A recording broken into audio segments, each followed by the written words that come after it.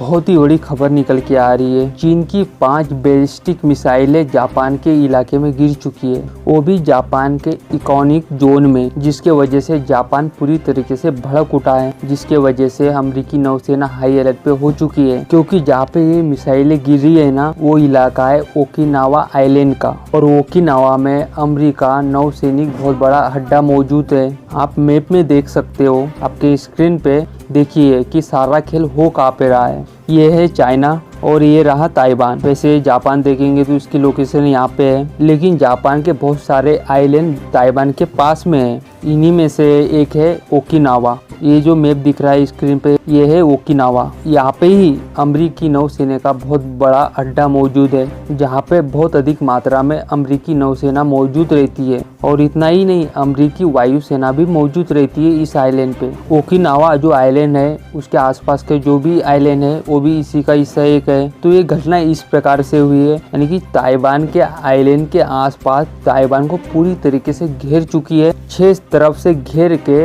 युद्ध अभ्यास कर रही है चीनी सेना। कुछ नौसैनिक शिप से भी कर रही है युद्ध अभ्यास, और कुछ जमीन से भी कर रही है। तो बहुत सारी मिसाइलों को ये फायर कर रहे हैं। आप स्क्रीन पे देख सकते हो, यहाँ से उड़ती है और ताइवान के ऊपर से उधर साइड गिरती है। तो चीन ताइवान के ऊपर से मिसाइलें को फायर कर रहा है। आप स्क्रीन पे देख पा रहे हो, डोंगपोंग बैलिस्टिक मिसाइलें है।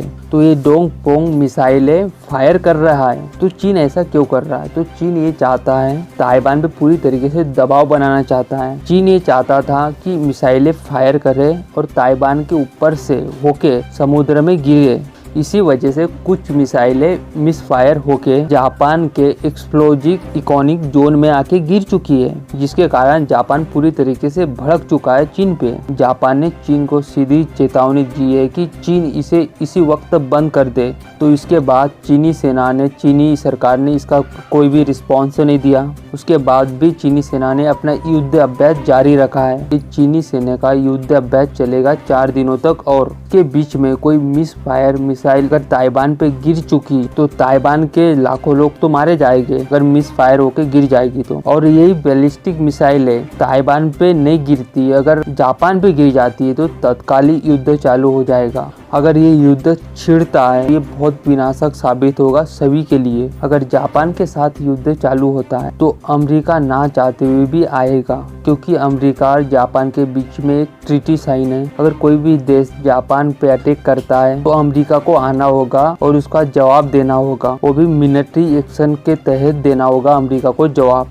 इसी युद्ध के खतरे को देखते हुए दक्षिणी चीन सागर के जितने भी देश हैं, तो उन सारे देशों में इस समय में टेंशन चल रही है। मिलिट्री जो एक्सरसाइज कर रहा है, युद्ध अभ्यास कर रहा है ताइवान को घेर के, वो जिस प्रकार से मिसाइलें फायर कर रहा है और जो ये युद्ध अभ्यास कर रहा है, ये बहुत बड़ा युद्ध अभ्यास है। और ये जो खतरा है इसी वजह से बढ़ते ही जा रहा है। हो सकता है चीन किसी भी टाइम युद्ध अभ्यास करते करते ताइवान पे सीधा हमला बोल दे, ये भी हो सकता है। और जो मिस फायर बता रहा है चीन, हो सकता है कि अमेरिका को टारगेट करने के लिए वो 5 बैलिस्टिक मिसाइलें जानबूझ के छोड़ी भी हो, ऐसा भी हो सकता है। अब बहुत सारे जानकारों का ये मानना है, अगर युद्ध होता है तो इसकी पूरी जवाबदारी चीन के ऊपर आ जाएगी। लेकिन चीन इस वक्त समझने के मूड में है नहीं, क्योंकि जिनपिंग पूरी तरीके से बौखला उठे हैं, जिसके वजह से कोई ना कोई चीन एक्शन ले सकता है। अगर युद्ध छिड़ जाता है तो मां विनाशक ये युद्ध होगा। अब जिनपिंग सुनने के लिए तैयार नहीं है, और एक छोटी सी चिंगारी इस दक्षिण चीन सागर के इलाकों को एक युद्ध में झोंक सकती है किसी भी टाइम, किसी भी वक्त। कि ये जानबूझ के मिसाइलें छोड़ी गई कि ये मिस फायर होके गिर चुकी है। कमेंट करके जरूर बताइए। जल्द मिलते हैं अगली वीडियो में नई खबर के साथ। जय हिंद।